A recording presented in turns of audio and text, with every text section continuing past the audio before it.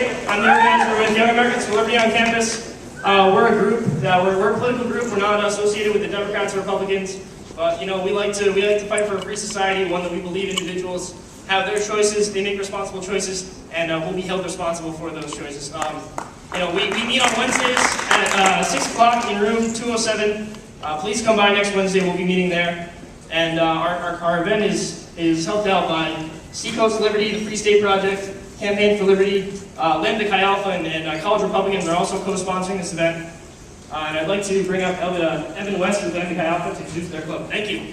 Thanks, Nick.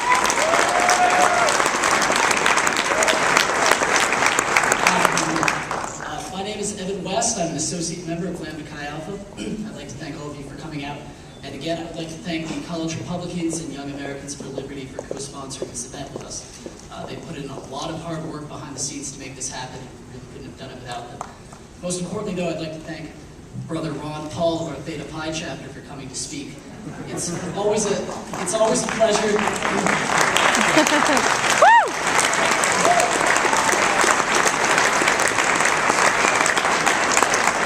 It's always a great privilege when alumni come to visit, but we are especially excited to hear what the Congressman has to say today. If any of you are interested in learning more about Lambda Chi Alpha, we do have a table outside these doors to your left. Feel free to approach us at any point after the speech, and we can tell you a little bit more about what we do around campus and what our organization stands for. Again, thank you all for coming, and it is now my privilege to introduce Rob Johnson of the College Republicans. Thank you.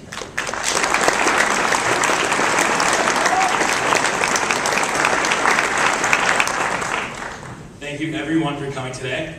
My name is Robert J. Johnson. I'm the president of the UNH College Republicans. We are honored today to have Congressman Paul with us. And I'm going to keep this real short. So I have the privilege of introducing our advisor, State Senator Jim Forsyth. For those of you that do not know Jim Forsyth, he's a graduate of Cornell University in Ithaca, New York, and he is a former Air Force pilot. Jim Forsyth has taught prior at the United States Air Force Academy, and he's currently affiliated with the UNH Mechanical Engineering Department. In 2010, Jim was elected to the New Hampshire State Senate representing District 4. State Senator Forsyth takes pride in embracing the independent spirit of New Hampshire, the freest state in the country. Without further ado, State Senator Jim Forsyth.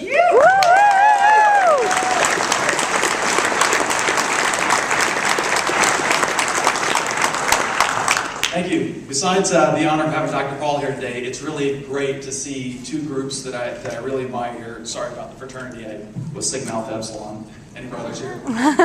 But seeing Young Americans for Liberty here up on stage with the UNH College Republicans. These are two groups that really were critical in helping me get elected.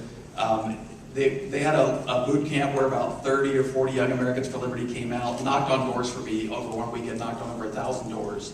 And the UNH College Republicans were a huge help to me, and they were also a huge help to New Hampshire Senate in general, where we have 19-5 Republican senators now, thanks to these guys. So nice to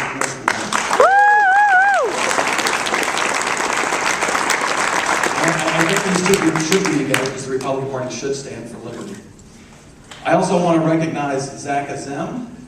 See out here? Stand up, Zach. He's not here. I just saw him. He was out in the hallway. Okay. So Zach was my campaign manager, a UNH political science major. So it was great to have Zach's help, and I guess I really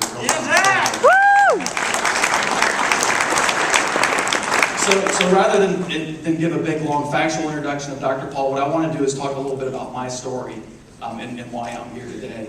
I was not involved in politics up until 1997. Early 1997, I went to see Dr. Paul speak. This was before he was an announced candidate in 2008. I heard him speak, and there's a couple things that really struck me.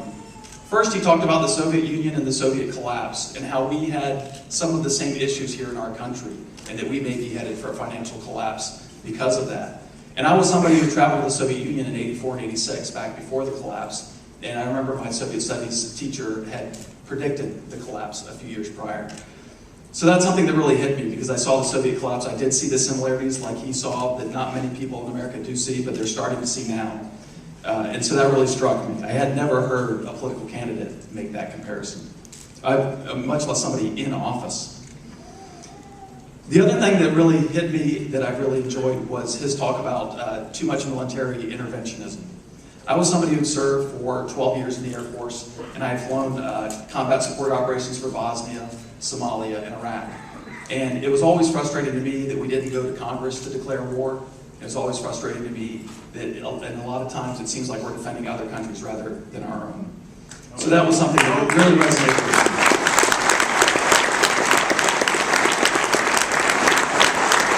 Something that he talked about that I wasn't as familiar with, although I had read a little bit on stability, the importance of stability and money, was the Federal Reserve System.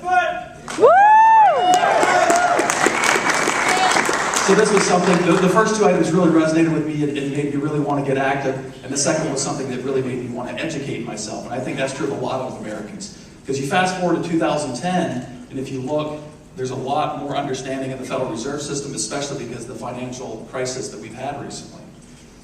We've seen the collapse of the housing bubble. We've seen the banking crisis. All things that Dr. Paul was talking about in 2007 that we're seeing come to pass right now. And unfortunately, I don't think it's over.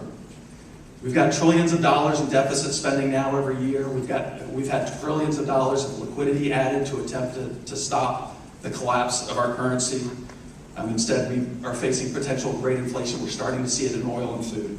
All issues that he was talking about. And I remember when he was on stage in the presidential debates, he talked about a recession, and he was literally laughed at the time. And now look, with 10% unemployment. Another thing that's interesting about Dr. Paul is he doesn't get as much credit for as he should, is he did start the Tea Party movement. I remember